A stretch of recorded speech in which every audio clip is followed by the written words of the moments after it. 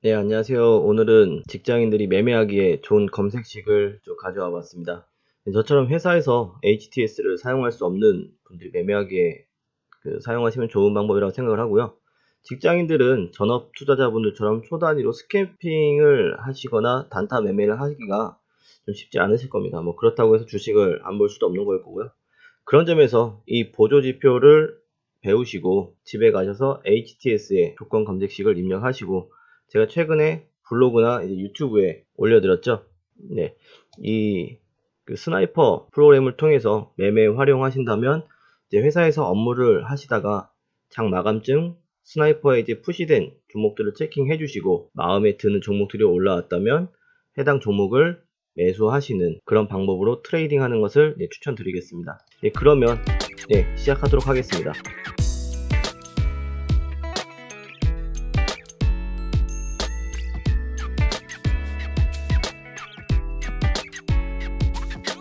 네, 일단 LRL이라는 보조지표를 만드실 거예요. 여기 보시면 Linear Regression Line이라고 지표를 추가를 시켜놨는데, 이 지표를 통해서 매매를 하는 방식이고요. LRL이라는 보조지표는 처음 듣거나 좀 생소하신 분들이 많을 겁니다. 그럼 이제 LRL이 무엇인지에 대해서 좀 알아보겠습니다.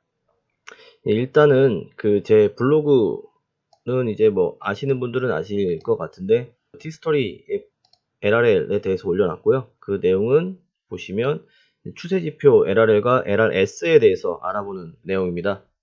보시면 좀 잘 안 보일 것 같아서 제가 키워보겠습니다. LRL은 이제 선형회귀 방식으로 과거의 주가를 기준으로 미래의 주가를 예측하는 통계학적 기법입니다. 이게 지금 리니어 리그레이션이 선형회귀거든요. 선형회귀의 라인이라고 보시면 됩니다. 그래서 즉 주가의 추세적인 부분을 기반으로 미래의 주가를 예측을 하는 것을 추정한다고 보시면 되시고요. 밑에는 뭐 이제 뭐 최소 자승법이라든지 뭐 이런 거는 안 보셔도 되실 것 같고, 그 다음에 LRS가 있습니다. LRS는 Linear Regression Slope라고 해서 LRL이랑 비슷한데, LRL이 추세에 대한 관심을 두는 반면에 LRS는 주가가 현재의 위치가 과열되어 있는지 침체가 되어 있는지를 분석하는 보조지표라고 이해하시면 쉽습니다. 그래서 LRS는 특정 기간 동안에 LRL을 활용해서 해당 기간에 단위별로 기울기를 지표화한 것이라고 보시면 되고요. 이 밑에 보시면 이제 LRL에 대한 매매 활용 방법이 있는데 좀 더 키워보겠습니다. 네, 이렇게 보시면 LRL에서 이게 지금 빨간색이 LRL입니다. 빨간색이 LRL이고, 이제 이 회색 색깔은 이동평균선입니다. 이동평균선 14일을 썼고요. 보시면 이동평균선이라는 후행적인 보조지표가 있죠. 이렇게 원래 여러분들이 쓰시는 보조지표가 이거 있을 거고요. 그 다음에 LRL이라는 선형적 추세를 예측을 하려고 하는 과거의 주가를 가지고 앞으로 발생할 때 통계학에서 나오는 선형 회귀 방식을 가지고 앞으로 발생할 주가의 움직임을 보겠다라는 선행적 보조지표와 후행적 보조지표를 좀 컨비네이션 된 방식이라고 보시면 되세요. 예전에는 이제 뭐 아시는 게, 이렇게 장기 이동평균선이 있으면 이거를 밑에서 이런 식으로 치켜 올라가는 이 구간이 골든크로스잖아요. 그죠? 장기 이동평균선을 단기 이동평균선이 뚫고 지나가는 이 구간을 가지고 이제 이동평균선에 대한 기본적으로 매매를 하셨다고 하면, 이거는 좀 비슷하다고 보시면 되고요. 이렇게 이동평균선이 있으면 이 이동평균선을 이렇게 골든크로스를 똑같이 냅니다. LRL이 똑같이 골든크로스를 내는데, 이 빨간색 선이 이 이동평균선을 뚫고 지나가는 이 구간에서 관심 있게 지켜보실 필요가 있다. 그리고 기본적인 부분은 이 LRL 선이 이동평균선을 깨고 내려가는 이 구간까지는 좀 홀딩을 하셔도 무방하다. 왜? 주가의 움직임이 이 LRL 선에 붙으려고 하는 이 특성이 있기 때문에 기본적인 전제 방식은 그렇고요. 하지만 이제 LRL 말고 본인들이 보고 있는 보조지표에 따라서 이게 조금 매도 신호가 나오거나 과열 시그널이 나오면 그거는 그거에 대해서 대응을 하시면 되시고요. 보실게요. 여기서 LRL이 이동평균선을 뚫고 올라갔습니다. 뚫고 올라갔죠. 그리고서 이 LRL이 이동평균선에서 데드가 터지지는 않았어요. 주가는 계속 왔다 갔다 하죠. 하지만 데드는 터지지 않은 상태에서 계속 우상향으로 움직이고 있습니다. 그죠? 여기서도 자세히 보시면 데드는 터지진 않았죠. 그죠? 그래서 이렇게 주가가 상승을 하는 거죠. 하지만 여기서 데드가 터집니다. 그죠? 데드가 터지면 바로 이때는 매도 사인으로 들어가셔서 접근을 하시면 되시고요. 봤을 때 LRL이 이 이동평균선 밑에 있는 이 구간에서 여기서도 뚫고 올라가질 못했습니다. 그죠? 그렇다 보니까 주가가 빠지는 이런 상황이 발생이 되는 거죠. 이게 기본적인 LRL의 매매 방식이고요. 그러면 이 조건 검색식을 만들어 보고 어떻게 매매를 하는지에 대해서는 세부적으로 좀 더 알아보도록 하겠습니다.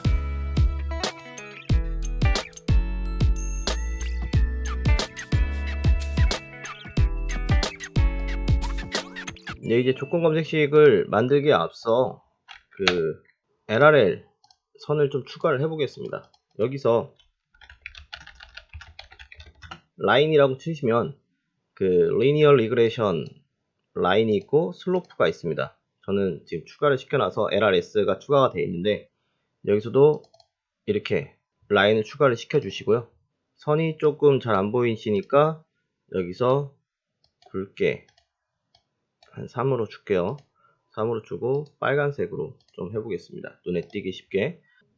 예, 그러면 이제 조건 검색식을 추가를 시키실 텐데요. 여기 조건 검색식을 눌러주시고 이제 조건식에서 LRL을 검색을 해주세요. 그러면 LRL, LRS 이렇게 나옵니다. 그럼 여기서 첫 번째 거 기준선 돌파가 있거든요. 그럼 여기다가 LRL에서 종가가 그 14의 이동평균선을 상향 돌파하는 걸로 추가를 시켜주겠습니다. 실시간 검색을 눌러보시면 이런 식으로 종목들이 나옵니다. LRL이 이제 이동평균선을 상향 돌파하려고 하는 종목들이 이렇게 잡히고요. 상대적으로 LRL이 상승을 하려고 하는 종목들이 조금 센 경향이 없지 않아 있습니다. 그죠? 그리고 이제 여기서 뭐 이제 인버스라든지 이런 것들은 보고 싶지 않다. 그리고 나는 조금 더 디테일하게 잡고서 한번 보고 싶다 하시면 여기다가 조금 더 추가를 시킬게요. 일단 제가 보는 이제 조건 검색들은 대부분이 이제 주가 범위가 정해져 있기 때문에 동전주들은 좀 빼고 이런 식으로 한번 보겠습니다. 추가를 시키고 그 다음에 평균 거래량을 놓고 100만으로 한번 볼게요. 추가를 시켜 보겠습니다. 그러면 아까보다 많이 빠졌죠? 그죠? 근데 여기서 전 조금 더 추가를 시켜 볼게요. 기본적으로 이제 제 조건 검색들이 이 세 개는 베이스로 깔고 가고 추가적으로 플러스 알파를 시킨다고 보시면 되고요. 여기다가 저는 조금 더 하나 더 볼린저 밴드를 추가를 시켜 보겠습니다. 볼린저 밴드에서 이 두 번째 보이시죠? 가격 기준선 비교가 있는데 이거를 이제 22가 기본인데 저는 좀 바꿔서 26에 2로 바꿔 보겠습니다. 그리고 종가가 볼린저 밴드의 중심선 이상인 경우를 볼 거고요. 그래도 나오네요. 서울제약. 이렇게 해서 내 조건식을 저장을 하겠습니다. 조건 검색식명은 LRL 테스트 14%짜리 이렇게 보시면 이제 밑에 생성이 된 걸 보실 거고요.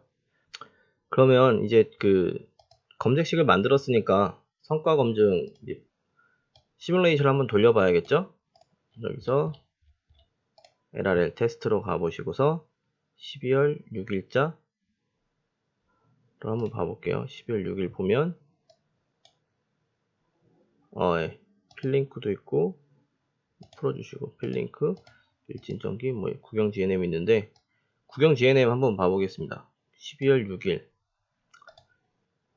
12월 6일이면 이때네요. 이때 그죠? 그러면서 골든이 터졌다가 거래량이 살짝 올라왔습니다. 살짝 그죠? 그 양봉을 보여주는 흐름들이 나왔었고 그 다음에 데드가 터지긴 했지만 주가는 이 기준선에서 크게 벗어나진 않은 구간, 그러다가 이제 상한가를 치고 올라가는 모습을 보여주죠. 그러면서 이제 LRL과 이동평균선의 갭이 확확 벌어집니다. 그죠? 이렇게 상승하는 종목들은 LRL이 이동평균선을 깨고 들어가진 않아요. 이렇게 계속 가죠. 그러다가 이런 식으로 하락을 하는데, 보시면 조금 이제 생각을 하셔야 될 게, LRL이 이동평균선을 골든 치고 갔을 때 매수, 그 다음에 데드 칠 때 매도라고 보여드렸는데, 지금 어떻게 보면 고점 구간에서, 이게 제 매수 타점 구간에서 70%까지 상승을 한 기간이거든요. 근데 이 정도 데드가 터진 구간에서는 50%입니다. 그렇기 때문에 뭐 이 정도면 뭐 수익률이 낮진 않다고 보실 수가 있는데, 그래도 사람이라는 게 욕심이 있잖아요. 그죠? 그래서 제가 선택하는 방법 중에 하나는 이 MACD를 활용을 합니다. MACD 기본적으로는 보시면 여기서 데드가 터지는 구간, 이 구간이죠. 그러면 이 구간보다 이 구간이 조금 더 수익은 더 줄 수 있었겠죠. 근데 이것도 좀 뭔가 좀 탐탁치 않죠. 그죠? 그래서 저는 제가 사용하는 방법을 하나 말씀을 드리면, 저는 이 구간을 3으로 되어 있는 걸, 12로 되어 있는 걸 3으로 좀 쪼갭니다. 그럼 뭔가 조금 더 그 주가의 변동성을 플렉서블하게 확인을 하실 수가 있어요. 그래서 이런 자리 보이시죠? 이렇게 제가 샀었던 종목이 움직이긴 하지만 데드가 터진 지점은 어디다? 여기다. 그죠? 그러면 내가 만약에 홀딩을 했다고 하면 이 정도까지의 종목은 볼 수 있었지 않을까? 그죠? 그럼 몇 프로? 66%입니다. 66% 구간. 그 전까지 주가가 계속 움직이기는 하지만 실질적으로 고점 대비했을 때는 크게 많이 빠지진 않거든요. 그러니까 매수는 LRL을 중심으로 해서 한번 봐보시고, 그럼 하나를 이제 더 볼게요. 뭐가 있냐면 필룩스라는 종목입니다. 필룩스. 많이들 아시죠? 이 종목도. 여기서도 보시면 이 LRL 상에서 자리는 어디겠어요?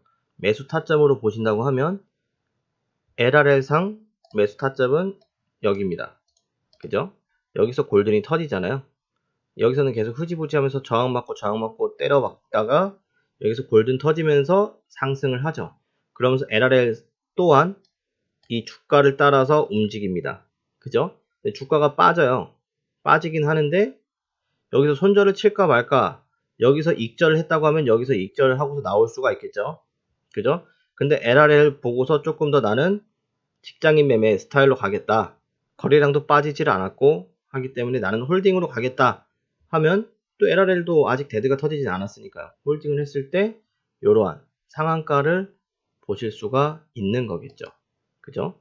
그럼 여기도 한번 봐볼까요? 제가 매매했었던 종목은 아닌데 이거는 이렇게 봐볼게요.